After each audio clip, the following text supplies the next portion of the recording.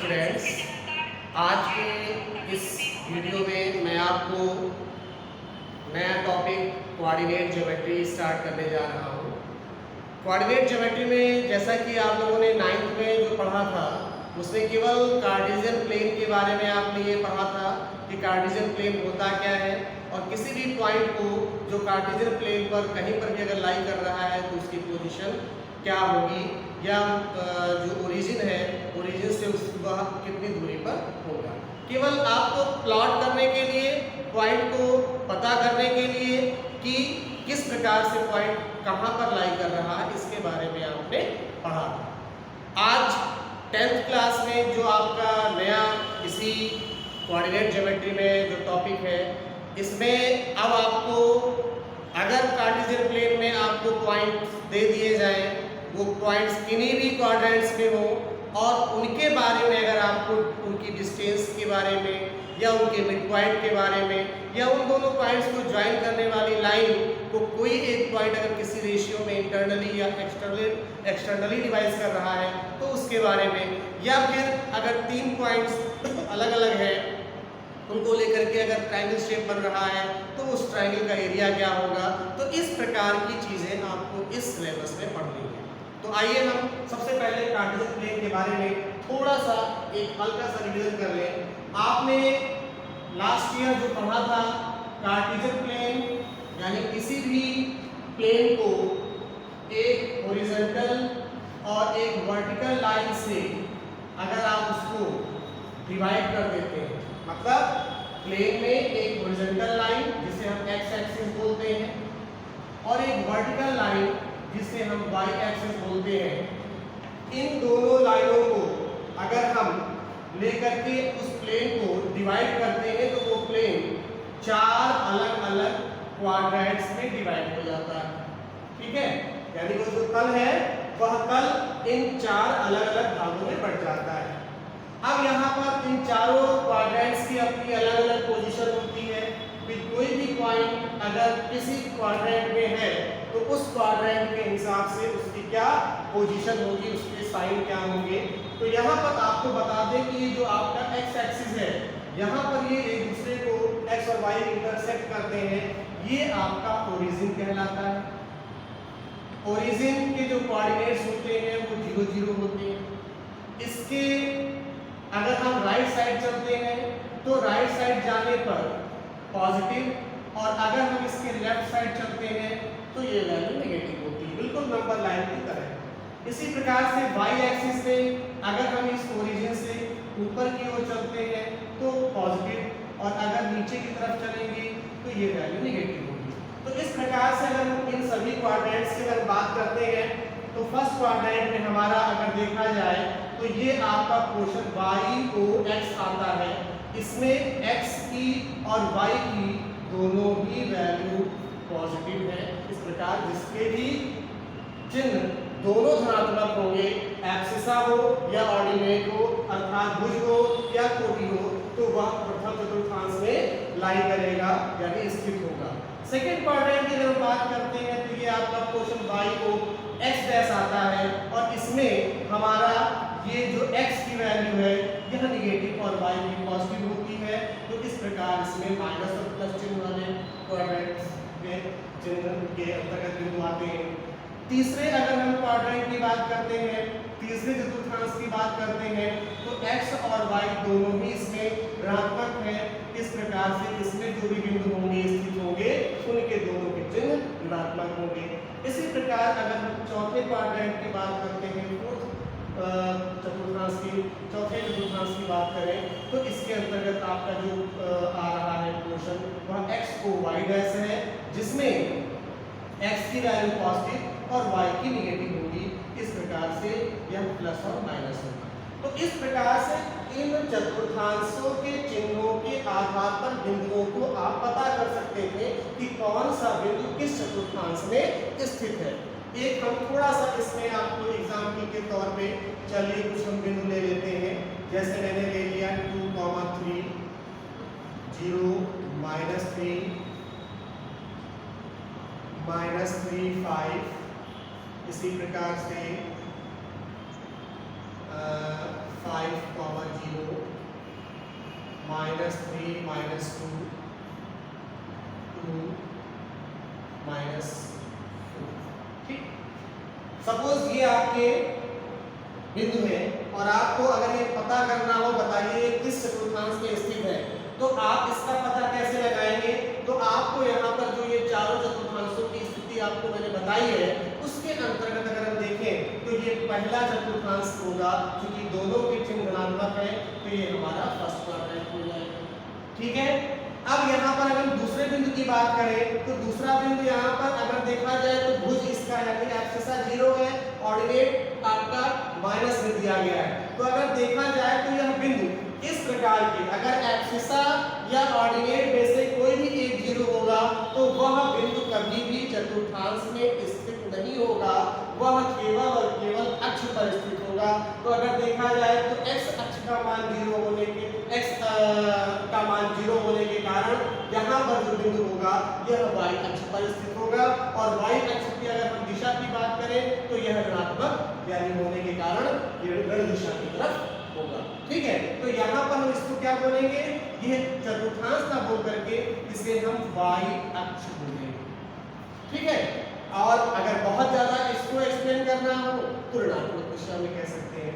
इसी प्रकार अगर हम इसके चिन्ह की बात करें तो भुज इसका माइनस में है, कोट इसका धनात्मक है, प्लस है, तो माइनस प्लस हम जानते हैं ये हमारा द्वितीय चतुर्थांश होगा। इस प्रकार ये सेकंड क्वाड्रेंट में है। इसी प्रकार अगर हम इसकी बात करें बिंदु 5,0 की, तो 5 हमारा x अक्ष पर मान दिया गया है, लेकिन कोट इसका 0 है, तो इस प्रकार से यह भी बिंदु आपका x अक्ष पर स्थित होगा। तो इस प्रकार से इसका विशेष ध्यान रखिए कि अगर मान लीजिए आपका भुज या कोट में से कोई भी एक शून्य होता है तो वह अक्ष पर बिंदु स्थित होगा। अगर भुज शून्य है तो कोटि पर स्थित, यानी कोटि का मान दिया है तो y अक्ष पर स्थित होगा। और अगर मान लीजिए आपको भुज का मान दिया गया है और इस प्रकार से और कोटि शून्य है तो इस प्रकार से वह x अक्ष पर स्थित होगा। तो बिंदुओं की स्थिति का पता आप इस प्रकार से लगाएंगे। इसी प्रकार से अगर इस बिंदु की बात करें -3 -2, तो दोनों ही ऋणात्मक होने के कारण यह आपका तृतीय चतुर्थांश होगा। और इस प्रकार से अगर हम चौथे अंतिम लास्ट बिंदु की बात करें 2 -4 को लेकर के, तो यह भुज आपका प्लस में है और ये कोण आपका माइनस में है, तो प्लस और माइनस होने के नाते यह हमारा चतुर्थ चतुर्थांश होगा।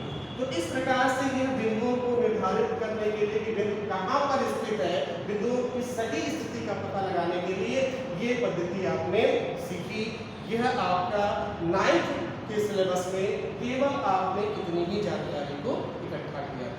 अब हम आते हैं जो इससे आगे की चीज है, इसके बारे में अब हम जो कि सबसे पहला है, अगर मान लीजिए इन्हीं बिंदुओं के निर्धारण को ही लेते हुए सपोज किसी भी चतुर्थांश में अगर मान लीजिए 2 बिंदु हो, मैं चलिए आपको थोड़ा सा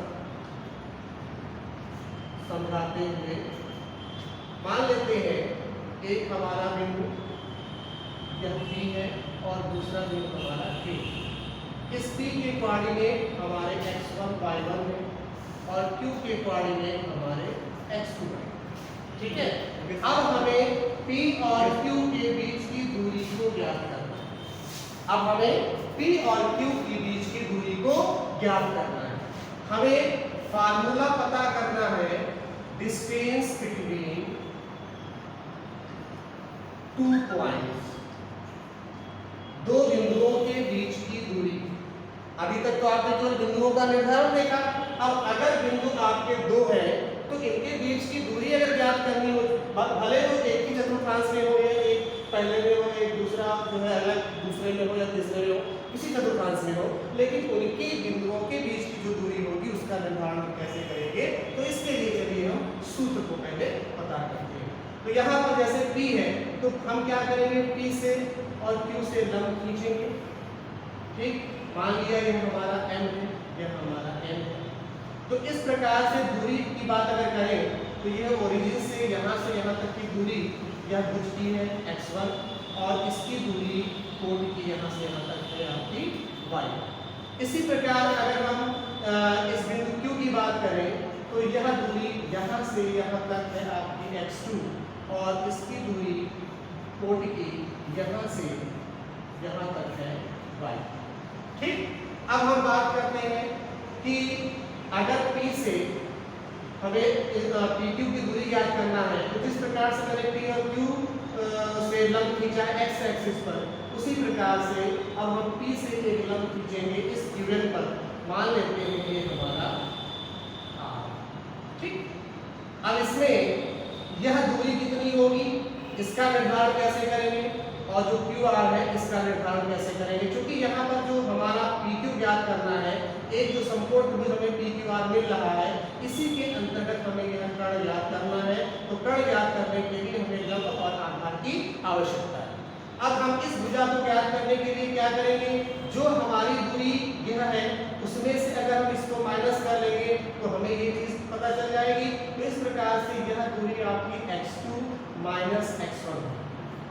ठीक है, क्योंकि यहाँ से यहाँ तक की दूरी x2 है और इसमें से x1 को माइनस कर दिया तो ये दूरी x2 माइनस x1 हो जाएगी। और चूंकि ये एक आयत बन रहा है तो इस प्रकार से इसी के ठीक सामने की भुजा होने के नाते यह आपकी x2 माइनस x1 यह भी दूरी हो जाएगी। ठीक है, इसी क्रम में अगर हम इसकी बात करें QR की, तो QR के लिए भी इस पूरी दूरी में से अगर इस दूरी को हम माइनस कर दें तो यह दूरी निकल आएगी। इस प्रकार यह y2 माइनस y1 हो जाएगी। तो अब आपको लंब और आधार मालूम चल गया है। ठीक है, तो अगर बिंदु P के निर्देशांक आपका x1 y1 है, अगर बिंदु Q के निर्देशांक आपके x2 y2 है, तो आप जो ट्रायंगल ले रहे हैं PQR में, तो इन ट्रायंगल PQR हमें PR की डिस्टेंस जो मिली है वह x2 माइनस x1 मिली है और जो हमें QR की डिस्टेंस मिली है वह y2 माइनस y1 मिली है। ठीक है, अब हमें अगर PQ को फाइंड करना है, ठीक है, तो PQ को फाइंड करने के लिए यहाँ पर ये क्या है, एक तरह से डिस्टेंस यानी कि D निकालना है।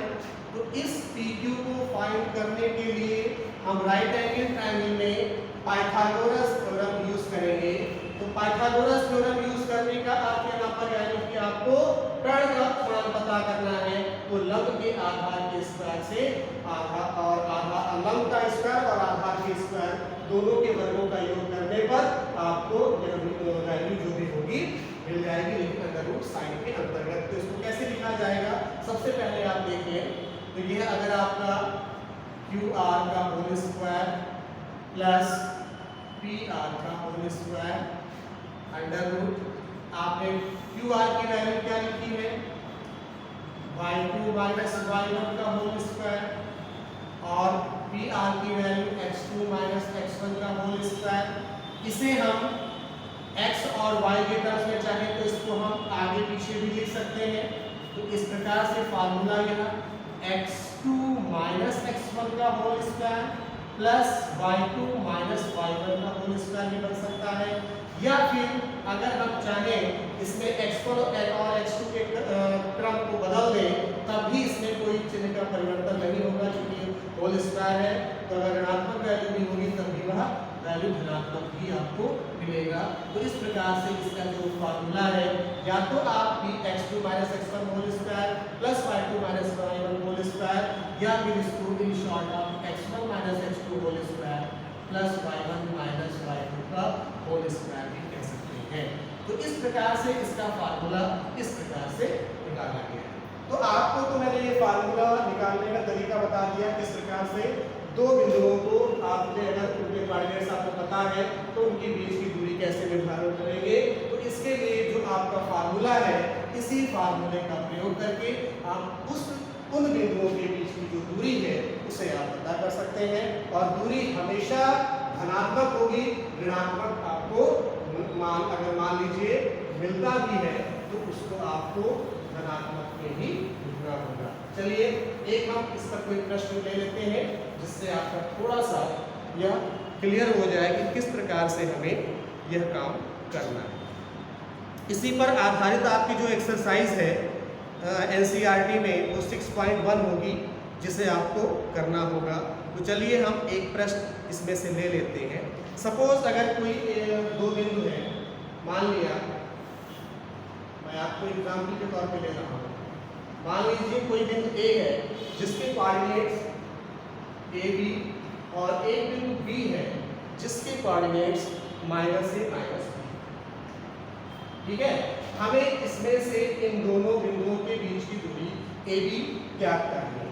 अब हम क्या करेंगे, ए बी ज्ञात करने के लिए सबसे पहले हम यह पता कर रहे हैं कि इसमें x1 क्या है, y1 क्या है। तो जो पहला बिंदु होगा उसके जो निर्देशांक होंगे उसी क्रम में आप x1 y1 और जो दूसरा बिंदु होगा उसी को आप x2 y2 के रूप में लिखेंगे।